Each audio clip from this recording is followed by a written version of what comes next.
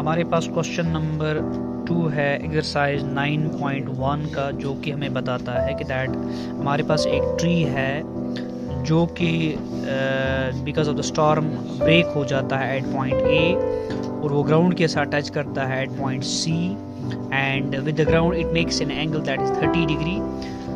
जो roots of the tree है and the top of the tree जो कि ग्राउंड के साथ टच कर रहा है, इनके दरमियान जो डिस्टेंस है वो 8 मीटर्स की है। हमें बोला गया है आप हाइट ऑफ द ट्री मालूम कीजिए। तो हम सबसे पहले क्या करेंगे, हम ए बी वाला पार्ट मालूम करेंगे। चूँकि हमारे पास बेस दी गई है, ये परपेंडिकुलर वाला पार्ट हमें निकालना है, तो हम tan 30 यहाँ पे अप्लाई करेंगे। तो अगर हम in triangle A B C tan 30 मालूम करते हैं तो ये हुआ परपेंडिकुलर बाई बेस। पर tan 30 का जो वैल्यू होता है 1/√3 होता है। ए बी आपको मालूम करना है, बी सी आपके पास 8 मीटर्स है।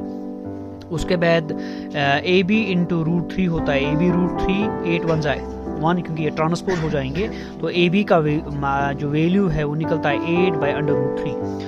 तो हमारा ए बी वाला जो वैल्यू है वो निकल चुका है, दैट इज़ 8/√3। अब हमें दूसरा पार्ट मालूम करना है जो कि ब्रेक हुआ है एट पॉइंट ए और ग्राउंड के साथ at the point C touch कर रहा है, यानी हमें ए सी मालूम करना है।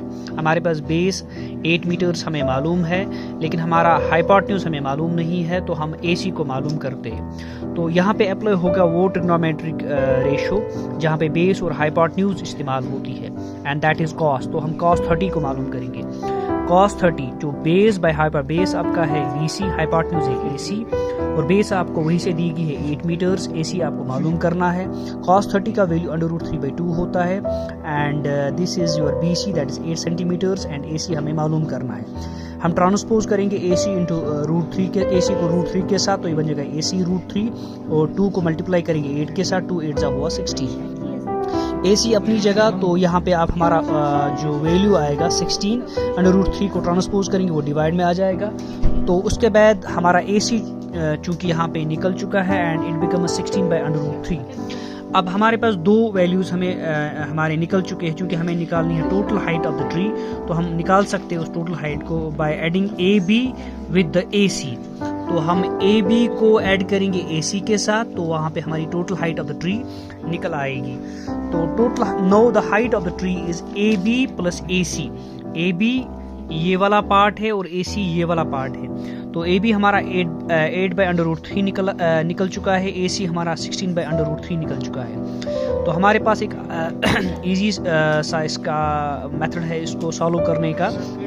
√3 चूँकि यहाँ डिनोमिनेटर में 2 बार है, तो हम इसको एक ही बार लिखेंगे। जो ऊपर वाले पार्ट्स होते हैं उनका एडिशन या सब्ट्रैक्शन होता है। चूँकि यहाँ पे एडिशन में है तो हम करेंगे 8 + 16 डिवाइड बाई √3, तो वहाँ पे आता है 24 डिवाइड बाई √3। क्योंकि यहाँ डिनोमिनेटर में रूट फॉर्म में है, इट इज़ √3, तो इस रूट को कैंसिल करने के लिए हम इसकी रैशनलाइजेशन करेंगे।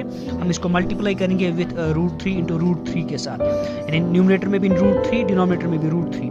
इससे ये वाला √3 इससे ये जो रूट है डिनोमिनेटर में कैंसिल हो जाएगा। 24 इंटू √3 होता है 24√3 और √3 इंटू √3 होता है 3, क्योंकि वहाँ पे स्क्वायर और रूट कैंसिल हो जाएगा।